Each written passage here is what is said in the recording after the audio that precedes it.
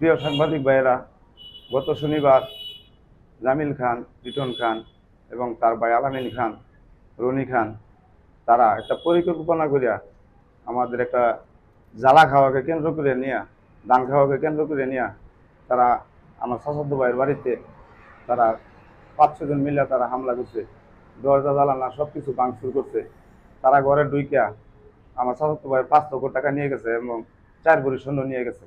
আমি এটার বিচার চাই। আমি থানার মধ্যে মামলাও করছি, কিন্তু এখন পর্যন্ত আমি এটার এই কোনো সহযোগিতা আমি পাইছি না। আমরা মামলা করছি, এখন মামলা তুলে নেওয়ার জন্য তারা অনেক কিছু আমাদেরকে হুমকি দামকি দিচ্ছে।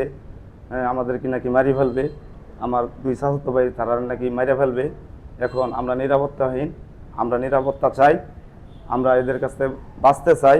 আপনার দেশবাসী আমাদেরকে বাঁচান। আর যদি আমরা কোনো প্রকারে যদি আমরা আমার চাচাতো ভাই অথবা আমরা যারা ফ্যামিলি আছে আমরা যদি কোনো ক্ষতিগ্রস্ত হয়, যদি মারা যায়, তাহলে আপনারা বুঝবেন যে আওয়ামী লীগ নেতা জামিল খানে আমাদের উপর হামলা করছে অথবা মেরে ফেলছে। গত শনিবার বর্তমান বর্তমান মেম্বার জামিল খান ওনার দলবল নিয়ে আসা আমাদের বাড়িতে কেউ নাই, সবাই ছিল ঢাকা। আমার দেবর ছিল শুধু সজীব।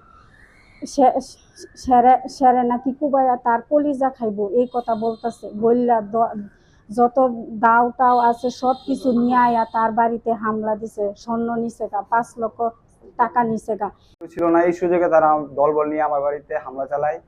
আমার ঘর থেকে টাকা পয়সা নিয়ে গেছে, স্বর্ণ গয়না নিয়ে গেছে। তারপরে মনে করেন আমার দরজা জ্বালানা ভাঙচুর করছে, কূপ দিছে দাও দিয়া। তারপরে আরো আপনার কাছে কই, আমাদের মাধ্যমে আমি দেশ ও প্রশাসনকে জানাতে চাই যে আমাদের বিগত শনিবার আমাদের বাড়িতে একটি হামলা হয়, একটি সাধারণ একটি বিষয় নিয়ে, যে জ্বালা খাওয়া কেন্দ্র নিয়ে, গরুকে জ্বালা খাওয়া কেন্দ্র নিয়ে। তো আমার ছোট ভাই ছিল বাড়িতে, আমরা কেউ বাড়িতে ছিলাম না, আমি, আমার বাবা, ভাই কেউ বাড়িতে ছিলাম না। তো তারা সেই সুবাদে সেই সুযোগ পাইয়া, বাড়িতে কেউ ছিল না, তারা আমার বাড়িতে পূর্ব পরিকল্পিত তারা পূর্ব পরিকল্পিত কইরা আমার বাড়িতে হামলা চালায়। তার ভাই রিটন খানে এটা আগের থেকেই পূর্ব পরিকল্পনা করছে যে এটা করব। তার ভাই জামিল খান এটা শেল্টার দিছে। তার ভাই জামিল খান আওয়ামী লীগের দণ্ডপ্রাপ্ত আসামি, ডেভিল হ্যান্ডের সাজাপ্রাপ্ত আসামি। তিনি প্রায় দীর্ঘদিন জেল খাইতে আইসা তার বাইরের নেতৃত্ব দিছে। উনি ওই দিন আমার ভাই, আমরা কেউ বাড়িতে নাই, আমার বাইরে আসছে ওনারা প্রাণনাশে মারার জন্য। ওনারা দাও লাঠি সলফি টলফি নিয়ে আইসা ওনারা আমার বাড়িতে হামলা করছে। আমার বাড়িতে দরজা জ্বালানা ভাঙচুর করছে। আমার আরো 2টা রুম আছে, ওই 2টা রুমে লুটপাট করছে। আর বিগত আমার কাছে বর্তমানে ভিডিও ফুটেজ আছে, আপনারা দেখলে বুঝতে পারবেন আমার বাড়িতে দরজা জ্বালানা ভাঙচুর করছে। আমি আপনাদের সাংবাদিক ভাইদের মাধ্যমে এবং দেশ ও প্রশাসনের কাছে আমি এটাই আকুল আবেদন আমার, যে আপনারা সুষ্ঠু তদন্ত করে আমার, যাতে আমি সম্পূর্ণভাবে আমি সুন্দরভাবে একটা বিচার পাই, বা আমি আপনাদের মাধ্যমে এই দেশ ও প্রশাসনের কাছে এই আহ্বান জানাই এবং অনুরোধ জানাই।